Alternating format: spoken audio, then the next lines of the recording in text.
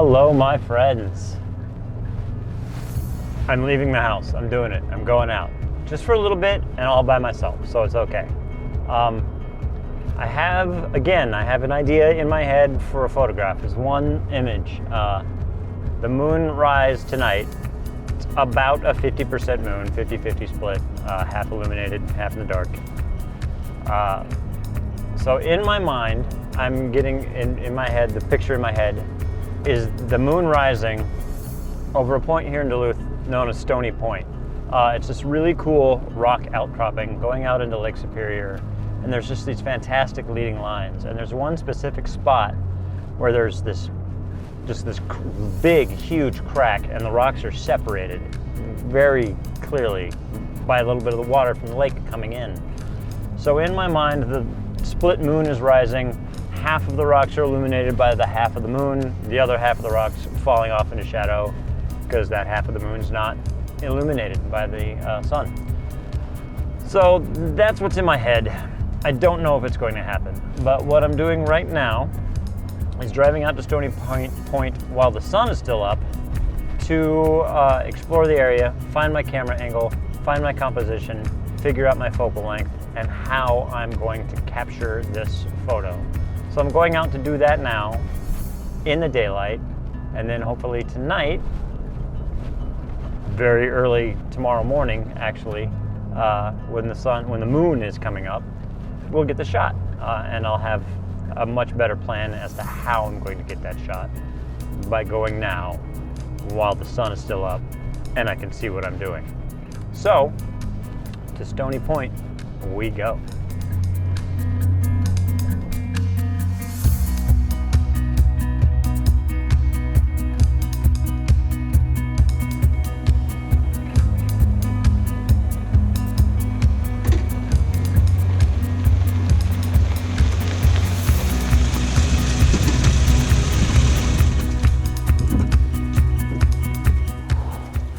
All right, here we are, Stoney Point.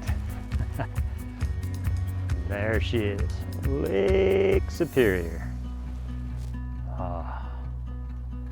She's a beaut, right? All right, well, I made it here to the location, and I've got three actually now. I saw a third possibility when I was driving in, but two ideas for compositions. They're right next to each other, so I'm just gonna walk around here and look at them and decide which one I think visually is a little bit better. This is number one right here in front. You can see this kind of rock outcropping just juts out. You got that little opening there. Moon rising, obviously, out there. So option number one. Option number two, which was actually my original thought looking at the map and having been here before, was this big crack right here. I'm gonna actually walk right up to the side of the road to look at this one, because it comes right up to the road. This guy, big crack, running right through. And on out to the lake, which is super cool. And then the moon would be rising. Let me point that at me. The moon would be rising, obviously, out over the lake. So I'm thinking if I can get myself positioned right about here, the moon rising right about there, light half, dark half. That's the composition that's in my head. So like I said, I'm gonna get the camera out, play with some lenses, different focal lengths, different compositions, and decide which one I like best. Because the more together and planned I can be now, the better chance of success I'm going to have at 4 a.m. when this moon comes up. So let's get out the camera, play with some different lenses, play with some different compositions, and let's see what we can find. Lake Superior, you are gorgeous. We might even have a really great sunset tonight.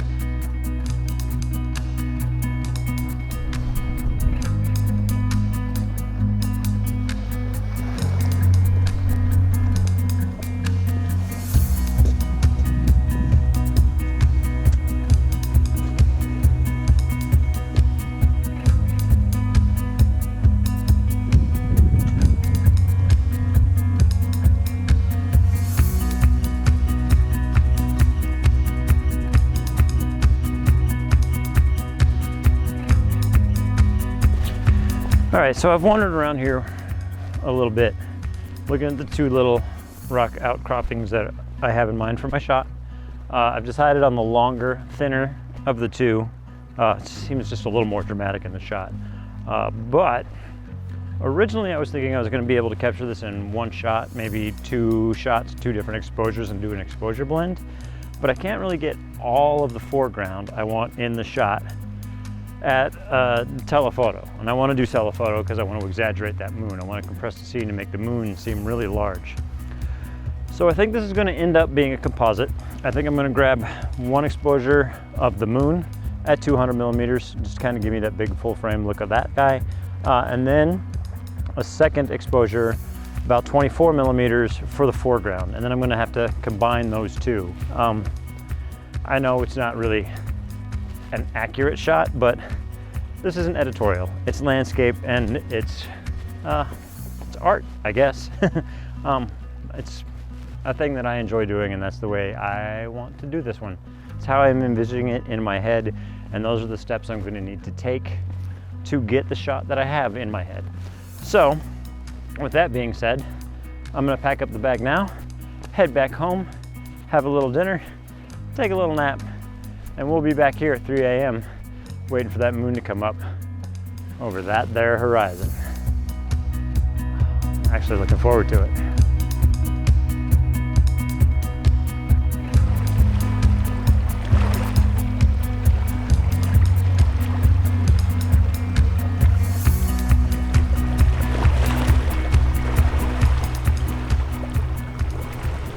Good morning, friends. It is 3:15 a.m. We're a little over halfway back out to Stoney Point. We're gonna get out there, get set up, wait for the moon to come up. I mentioned before that I thought that this shot could turn out to be a composite, and the more I think about it, the more I'm sure the shot's gonna end up being a composite. It's going to consist of at least two shots, one of my rocky foreground element, the shoreline jutting out into Lake Superior, and another of the moon itself rising, or the moon with the lake. I'd like to at least have that lake in there to blend the two exposures together to make one image. So that's all I really have to add at this moment. Driving through beautiful scenic highway up to Stoney Point. I'd show you what I'm looking at, but it's 3 a.m. and it's super dark. So I'll check back in when we get to where we're going. Alrighty.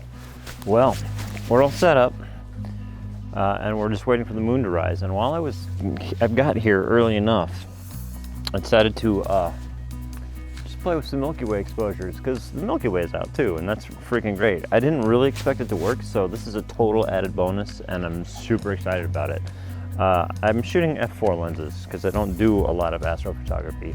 So f4 is not real wide aperture for astrophotography, and I wasn't super sure about the ISO performance of this camera at 3200, which is what I would need to get a 30-second exposure and no star trails.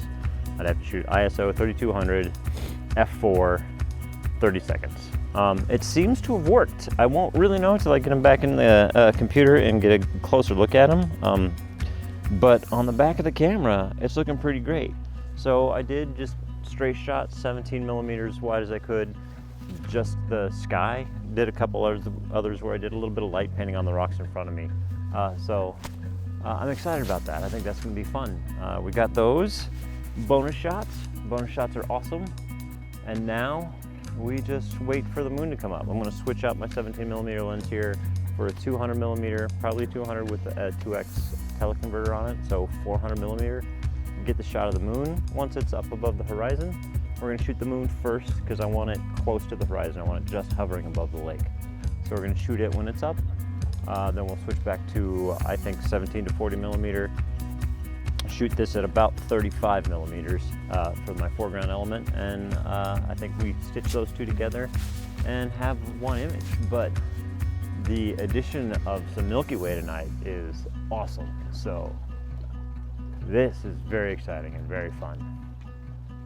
All right, more waiting around in the dark.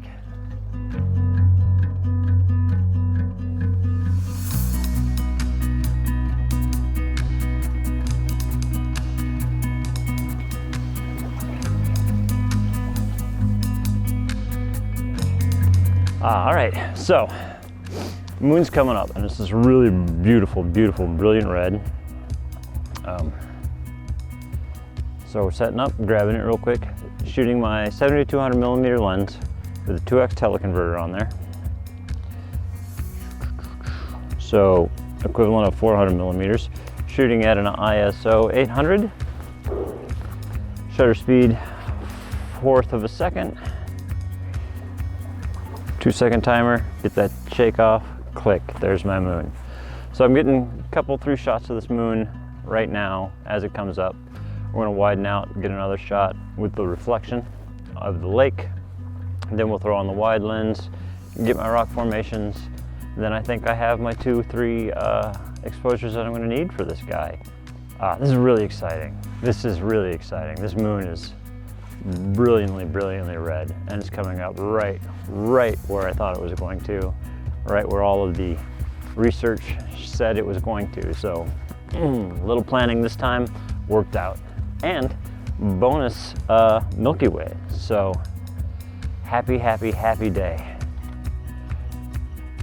All right, so swap back out to the 17 millimeter lens, going for the wide shot for these foreground elements.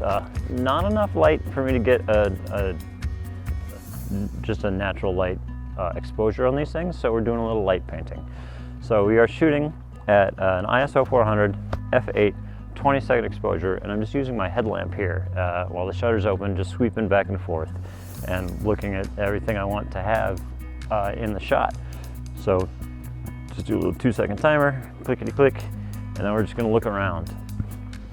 Look down here into the crevice, try to light up some of the water if we can a little bit. Spend a little more time on the far away elements and get them to light up. And that's it. We're just gonna kind of look back and forth for the entire exposure and light this whole thing up a bit. And that should be it. So with that, I'm gonna pack all this stuff up. I'm gonna head back home, get a little more sleep, then we're gonna get some coffee. And then we're gonna look at putting this together into the final image, which you should be looking at right now.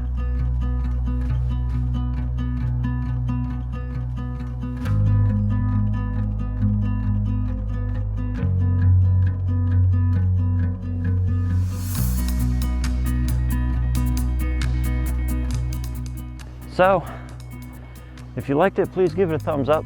Subscribe if you want to see more. Tell your friends to come along for the journey. The more the merrier. And from Stoney Point here in Duluth, Minnesota, so long, and we'll see you next time.